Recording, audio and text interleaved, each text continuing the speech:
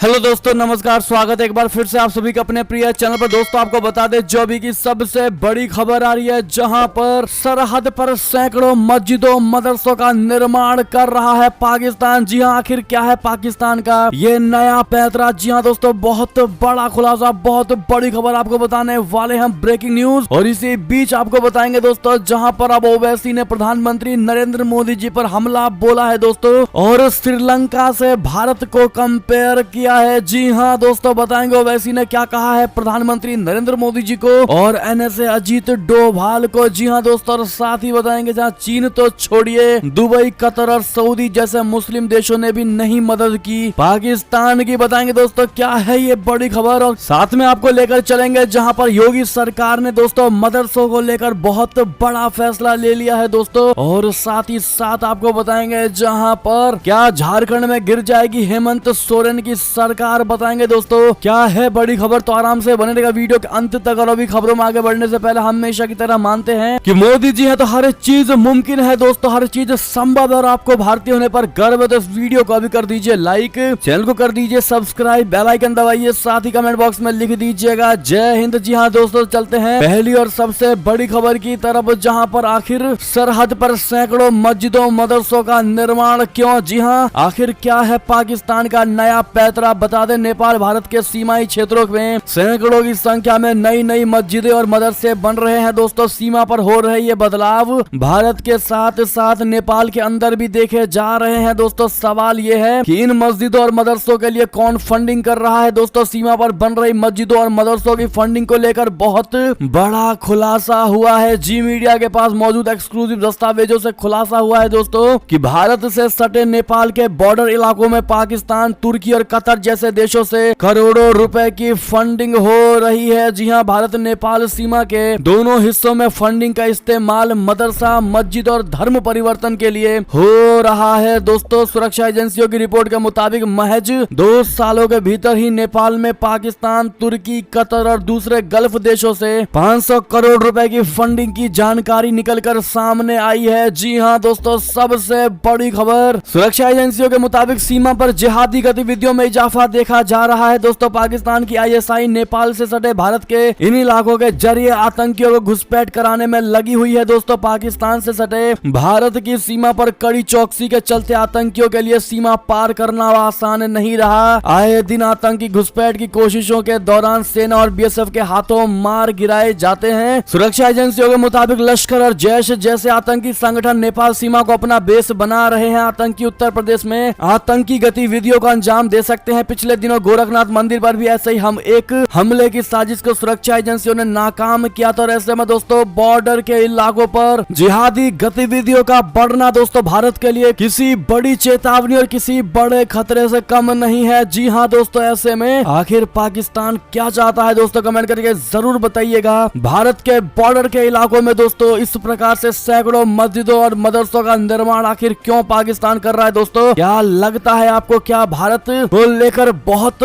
बड़ी आतंकी प्लानिंग तो नहीं कर रहा पाकिस्तान? चलते हैं दोस्तों अगली बड़ी खबर की ओर, लेकिन आप सभी से रिक्वेस्ट है इस वीडियो को अधिक से अधिक शेयर करिएगा दोस्तों। व्हाट्सएप, फेसबुक, ट्विटर पर एक और खबर की बात करें, जहां ओवैसी का केंद्र पर हमला, कहा मुमकिन है किसी दिन श्रीलंका की तरह प्रधानमंत्री के घर में घुस जाएंगे लोग, लोकतंत्र में खो चुके हैं विश्वास। जी हाँ दोस्तों, AIMIM प्रमुख असदुद्दीन ओवैसी ने जयपुर में रविवार को एक टॉक शो में केंद्र सरकार पर निशाना साधा। उन्होंने कहा कि संसदीय लोकतंत्र से लोगों का भरोसा उठ रहा है। देश में अभी जैसे हालात हैं उन्हें देखकर ऐसा लगता है कि मुमकिन है कि किसी दिन भारत में भी लोग प्रधानमंत्री के आवास में उस तरह घुस जाएंगे जैसे श्रीलंका में राष्ट्रपति के घर के अंदर घुस गए थे। उन्होंने कहा दोस्तों कि इस देश में हिंदू मुस्लिम राजनीति के कारण केवल मुस्लिम समुदाय को ही नुकसान हो रहा है। ओवैसी ने कहा कि आज पॉलिटिकल पार्टीज इररिलेवेंट हो रही है, चाहे दिल्ली में वकीलों का प्रदर्शन हो, किसान आंदोलन हो, CAA बिल हो या फिर अग्निपथ योजना हो। नेताओं का साथ लिए बिना ही जनता खुद सड़कों पर उतरकर विरोध कर रही है। जनता को अब राजनीतिक दलों में विश्वास नहीं रहा और ये लोकतंत्र का सबसे बड़ा नुकसान है। इस पर सभी राजनीतिक पार्टियों को गंभीरता से सोचना चाहिए। उन्होंने कहा कि हमें इसमें सुधार लाना होगा। जी हाँ दोस्तों, यानी कि ओवैसी ने दोस्तों प्रधानमंत्री नरेंद्र मोदी जी पर यह निशाना साधने की कोशिश की है दोस्तों, और कहा है कि श्रीलंका की तरह ही भारत की जनता भी प्रधान प्रधानमंत्री नरेंद्र मोदी जी के आवास पर प्रदर्शन करते हुए घुस जाएगी अगर यही हाल रहा तो। ऐसे में दोस्तों क्या एक नेता के पद पर बैठे हुए ओवैसी को इस प्रकार से बोलना दोस्तों शोभा देता है भारत देश के लिए, जो कि प्रधानमंत्री नरेंद्र मोदी जी के होते हुए दोस्तों अपना देश काफी ज्यादा आगे बढ़ रहा है और अग्रसर है उन्नति की। और ऐसे में इनकी बयानबाजी को लेकर आपकी जो भी राय हो दोस्तों कमेंट में जरूर बताइएगा। आप सभी को बता दें दोस्तों कि इन्होंने एनएसए अजीत डोभाल पर भी निशाना साधा है। जी हाँ दोस्तों, जयपुर में मीडिया से बात करते हुए कहा कि राष्ट्रीय सुरक्षा सलाहकार अजीत डोभाल को बताना चाहिए कि कट्टरता कौन फैला रहा है, कट्टर कौन है, उनके नाम डोभाल को बताने चाहिए। ओवैसी ने एक बार फिर दोहराया है कि उदयपुर की घटना गहलोत सरकार की विफलता है। कन्हैया लाल टेलर ने अपनी जान का खतरा बताते हुए पुलिस में शिकायत दर्ज कराई थी, लेकिन पुलिस ने इसे गंभीरता से नहीं लिया और ऐसे में इसी प्रकार से दोस्तों इन्होंने अपना बयान आगे देते रहे। इस पर जो भी आपकी राय हो कमेंट में लिखना मत भूलिएगा। चलते हैं एक और बड़ी खबर की तरफ, जब पाकिस्तान से खबर, पाकिस्तान के पूर्व मंत्री शेख राशिद अहमद ने दोस्तों बड़ा बयान दिया है। कहा चीन तो छोड़िए, दुबई, कतर और सऊदी जैसे मुस्लिम देशों ने नहीं की मदद। जी हाँ, शेख राशिद अहमद ने एक ट्वीट में कहा कि यहाँ तक कि चीन, दुबई, कतर और सऊदी अरब भी पाकिस्तान की सहायता के लिए आगे नहीं आए। जी हाँ दोस्तों, अवामी मुस्लिम लीग के प्रमुख और पाकिस्तान के पूर्व आंतरिक मंत्री शेख राशिद अहमद ने कहा कि देश आर्थिक संकट में फंस गया है। उन्होंने देश के आर्थिक संकट से निपटने में विफल रहने के लिए संघीय सरकार की कड़ी आलोचना की। इसके साथ ही उन्होंने कहा कि देश की सहायता के लिए अब तक कोई भी मित्र देश साथ नहीं आया। जी हाँ दोस्तों, अगली बड़ी खबर की ओर चले दोस्तों, जहां पर रूसी युद्धपोत के काला सागर बेड़े के मुख्यालय में विस्फोट, नौसेना दिवस की छुट्टी हुई रद्द। जी हाँ, रूसी युद्धपोत के काला सागर बेड़े के मुख्यालय में रविवार को ड्रोन के जरिए किए गए विस्फोट में 6 लोग घायल हो गए। अधिकारियों ने यह जानकारी दी है दोस्तों। क्रीमिया के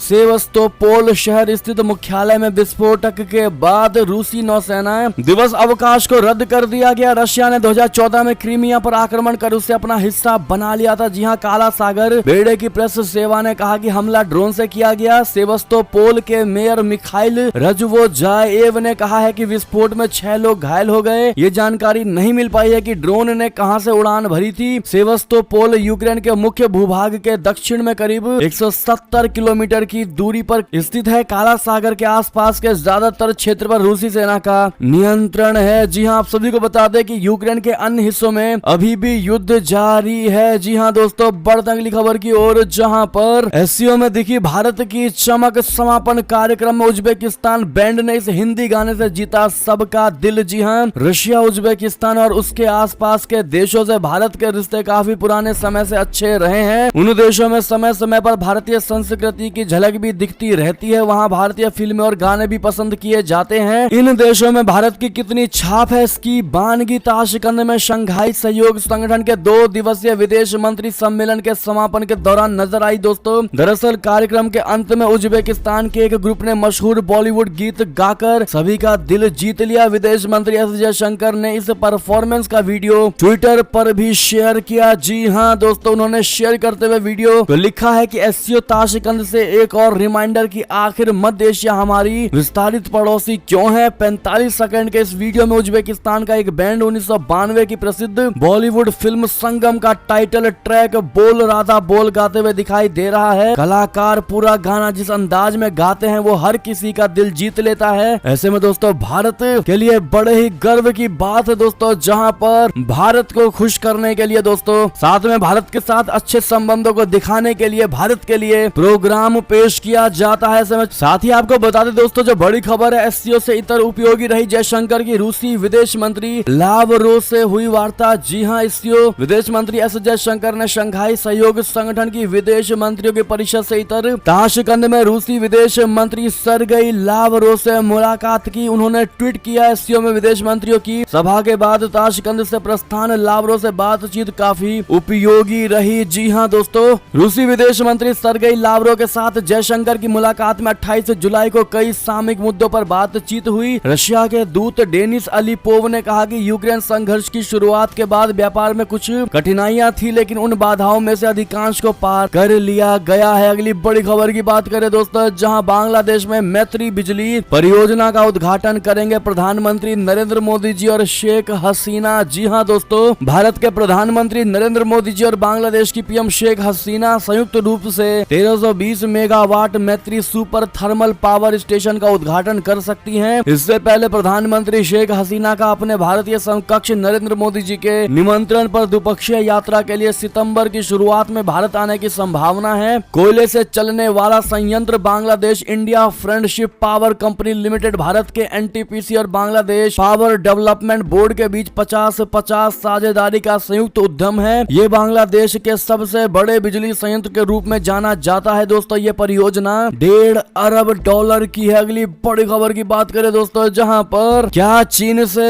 डर गया अमेरिका, नैन्सी पेलोसी एशिया दौरे पर रवाना तो हुई पर ताइवान का कोई जिक्र नहीं किया। जी हां, अमेरिकी प्रतिनिधि सभा की अध्यक्ष नैन्सी पेलोसी रविवार को 4 एशियाई देशों के दौरे पर रवाना हो चुकी हैं। हालांकि उनके ताइवान जाने को लेकर अभी तक आधिकारिक पुष्टि नहीं की गई है। नैन्सी पेलोसी के कार्यालय ने बयान जारी करके कहा है कि वे सिंगापुर, मलेशिया, दक्षिण कोरिया और जापान के दौरे सहित हिंद प्रशांत क्षेत्र में कांग्रेस के प्रतिनिधि मंडल का नेतृत्व कर रही हैं। बयान में कहा गया है कि पेलोसी इन देशों के दौरे पर प्रतिनिधि मंडल का नेतृत्व करेंगी, लेकिन उनके ताइवान यात्रा का जिक्र नहीं किया गया है। नैन्सी पेलोसी अमेरिका में राष्ट्रपति जो बाइडेन और उपराष्ट्रपति कमला हैरिस के बाद तीसरी सबसे शक्तिशाली राजनेता है। दोस्तों चीनी राष्ट्रपति शी जिनपिंग ने पेलोसी के ताइवान दौरे को लेकर जो बाइडेन को आग से ना खेलने की चेतावनी दी थी। जी हां दोस्तों, पेलोसी के कार्यालय के बयान में कहा गया है कि यात्रा हिंद प्रशांत क्षेत्र में आपसी सुरक्षा, आर्थिक साझेदारी और लोकतांत्रिक शासन पर केंद्रित होगी। बात करें अगली बड़ी खबर की, जहां सीमा पर ईरानी जवानों से भिड़े तालिबानी, एक लड़ाके की हुई मौत। जी हां, ईरान और अफगानिस्तान की सीमा पर रविवार को फायरिंग शुरू हो गई, जिसमें एक तालिबानी लड़ाके की मौत हो गई। फॉर्स न्यूज एजेंसी के मुताबिक ईरान की हीरमंद काउंटी के गवर्नर ने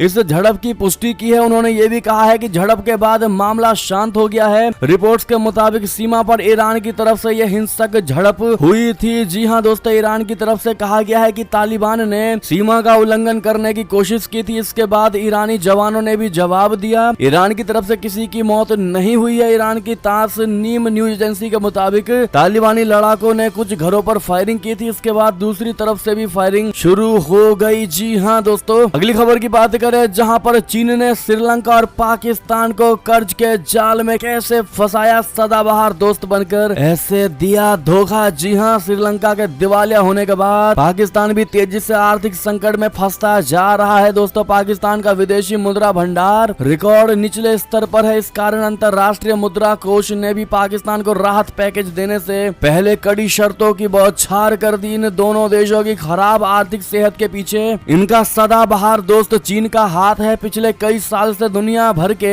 एक्सपर्ट चीनी कर्ज के जाल को लेकर निम्न और मध्यम आय वाले देशों को चेतावनी देते रहे, लेकिन श्रीलंका और पाकिस्तान के कान पर जू तक नहीं रेंगी। इसी कारण चीन श्रीलंका और पाकिस्तान जैसे कमजोर देशों में अपने बेल्ट एंड रोड इनिशिएटिव के तहत अरबों डॉलर मूल्य की परियोजनाओं को हासिल करने में कामयाब रहा। श्रीलंका और पाकिस्तान पर कर्ज का बोझ इतना ज्यादा बढ़ गया है कि अंतर्राष्ट्रीय वित्तीय संस्थाएं भी राहत पैकेज जारी करने से हिचक रही है। जी हाँ दोस्तों, अगर आप भी मानते हैं श्रीलंका ने बहुत बड़ा गेम खेला है दोस्तों श्रीलंका के साथ, पाकिस्तान के साथ, तो कमेंट में बताना मत भूलिएगा और वीडियो लाइक करना मत भूलिएगा जिन्होंने अभी तक लाइक नहीं किया है। एक और खबर की बात करें, जहां पर सेना प्रमुख भूटान के राजा से मिले, रणनीतिक संबंधों को बढ़ावा देने पर हुई बात। जी हां, सेना प्रमुख जनरल मनोज पांडे ने भूटान के राजा जिग्मे केस नामग्याल वांगचुक और अन्य शीर्ष नागरिक और सैन्य नेताओं से मुलाकात की और अस्थायी रणनीतिक संबंधों को और बढ़ावा देने पर ध्यान केंद्रित किया। जी हां, डोकलाम पठार में भूटानी क्षेत्र के आसपास चीन के सैन्य ढांचे के विस्तार के प्रयास को लेकर भारत की बढ़ती चिंता की पृष्ठभूमि में जनरल पांडे भूटान की यात्रा पर है। दोस्तों भूटान में जनरल पांडे जी की व्यस्तताओं से परिचित लोगों ने बताया कि उनकी वार्ता में क्षेत्रीय रक्षा और सुरक्षा चुनौती, पठार और आसपास के क्षेत्रों में चीनी गतिविधि और द्विपक्षीय रक्षा सहयोग को और बढ़ाने के तरीके जैसे मुद्दे शामिल थे। जी हां, अगली खबर की बात करें, जहां आतंकी ओसामा बिन लादेन के भाइयों से प्रिंस चार्ल्स ने लिए थे 10 करोड़ रुपए। आखिर क्या है कनेक्शन, बता दें। आतंकी ओसामा बिन लादेन के परिवार ने प्रिंस चार्ल्स के चैरिटेबल ट्रस्ट 1 मिलियन पाउंड यानी करीब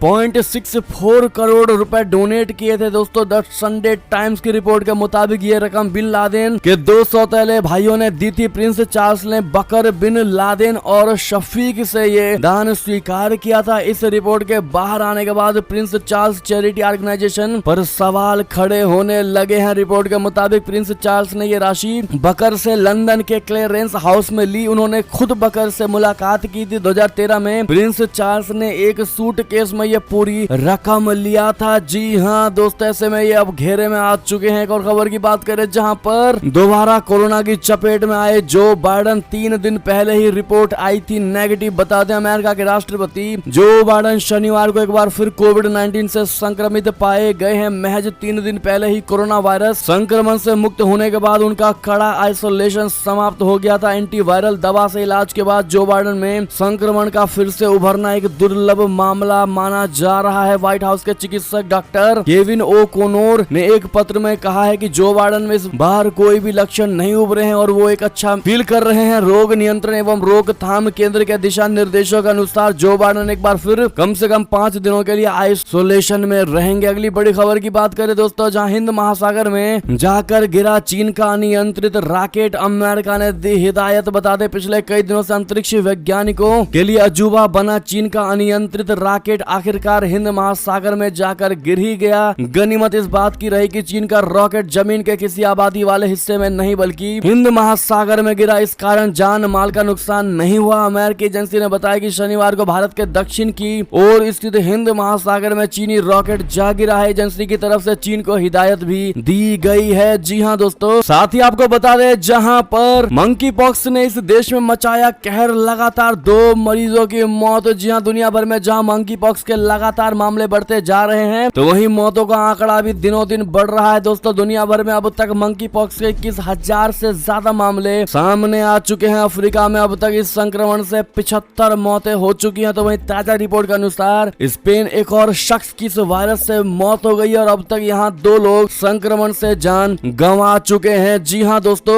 अगली बड़ी खबर की बात करें जहाँ योगी सरकार का बहुत बड़ा फैसला। अब सिर्फ दीनी तालीम से नहीं बन सकेंगे यूपी में एनसीईआरटी मदरसा टीचर, करनी होगी अब ये परीक्षा पास। जी हाँ दोस्तों, उत्तर प्रदेश सरकार राज्य के मदरसों में शिक्षकों की भर्ती के लिए शिक्षक पात्रता परीक्षा बोलते टीईटी पास होने की योग्यता को अनिवार्य करने की तैयारी कर रही है। मदरसों में गुणवत्तापूर्ण शिक्षा उपलब्ध कराने के लिए राज्य सरकार इस सिलसिले में एक प्रस्ताव तैयार कर रही है। प्रदेश के अल्पसंख्यक कल्याण राज्य मंत्री दानिश आजाद अंसारी ने रविवार को बताया कि राज्य सरकार मदरसों में शिक्षकों की भर्ती में टीईटी प्रमाण पत्र को अनिवार्य बनाएगी। इसके लिए एक प्रस्ताव तैयार किया जा रहा है। उन्होंने कहा कि राज्य के मदरसों में छात्र छात्राओं को गुणवत्तापूर्ण शिक्षा देने के लिए एनसीईआरटी का पाठ्यक्रम लागू किया गया है, क्योंकि ये वैज्ञानिक आधार पर तैयार किया गया कोर्स है। इसलिए इसे बेहतर ढंग से पढ़ाने के लिए प्रशिक्षित शिक्षकों का होना लाजमी है। जी हाँ, उन्होंने कहा कि इसके मद्देनजर सरकार मदरसों में शिक्षकों की भर्ती के लिए प्रतिभागियों का टीईटी पास होना लाजमी यानी मैंडेटरी कर रही है। जी हाँ दोस्तों, अगर आप भी मानते हैं योगी सरकार ने ये बहुत सही फैसला लिया है दोस्तों, अगर आप इसका समर्थन करते हैं तो हमारा समर्थन है। योगी जी के इस फैसले का कहना मत भूलिएगा। दोस्तों अगली खबर की बात करें जहां पर क्या झारखंड में गिर जाएगी हेमंत सोरेन की सरकार, क्या भाजपा वापस सत्ता में आएगी, आखिर क्या कहते हैं आंकड़े। दोस्तों आपको बता दें पश्चिम बंगाल के हावड़ा में शनिवार को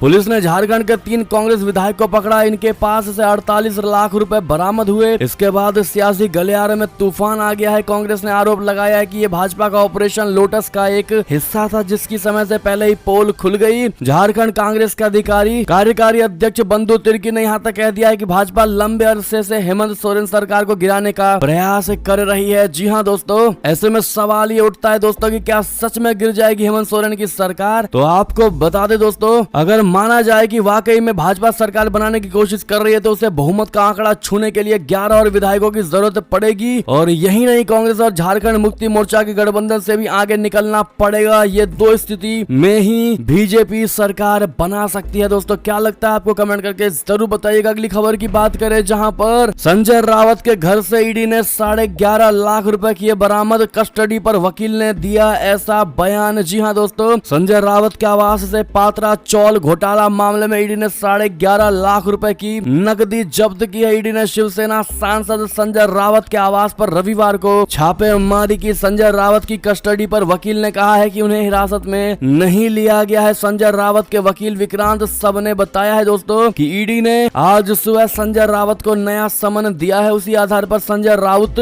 बयान दर्ज कराने ईडी कार्यालय पहुंचे हैं। उन्हें ना तो गिरफ्तार किया गया है और ना ही हिरासत में लिया गया है। जी हाँ दोस्तों, बढ़ते अगली बड़ी और ब्रेकिंग खबर की तरफ दोस्तों, जहां पर मोदी सरकार की नई मुहिम, हर गांव घर में होगी डिजिटल कनेक्टिविटी, नहीं देना होगा कोई भी चार्ज। जी हाँ, प्रधानमंत्री नरेंद्र मोदी जी डिजिटल इंडिया को लगातार प्रमोट करते रहते हैं, बढ़ावा देते रहते हैं, लेकिन इंटरनेट कनेक्टिविटी डिजिटल इंडिया की राह में बहुत बड़ी बाधा साबित हो रही है दोस्तों। खासकर गाँव में हाई स्पीड इंटरनेट कनेक्टिविटी सुविधा उपलब्ध कराना बड़ी चुनौती थी, तो वहीं महंगे इंटरनेट रिचार्ज प्लान की वजह से ग्रामीण भारत डिजिटल कनेक्टिविटी की राह में पीछे छूट रहा था। ऐसे में पीएम मोदी जी सरकार गांव में मुफ्त में ऑनलाइन कनेक्टिविटी सुविधा उपलब्ध कराने जा रही है, जहां अभी इंटरनेट कनेक्टिविटी मौजूद नहीं है। ऐसे में गांव में बिना सिंगल पैसा खर्च करके हजारों एचडी मूवी, टीवी शोज और ओटीटी एप्लीकेशन का लुत्फ उठाया जा सकेगा। साथ ही गेमिंग, शॉपिंग और सोशल मीडिया को बिना इंटरनेट के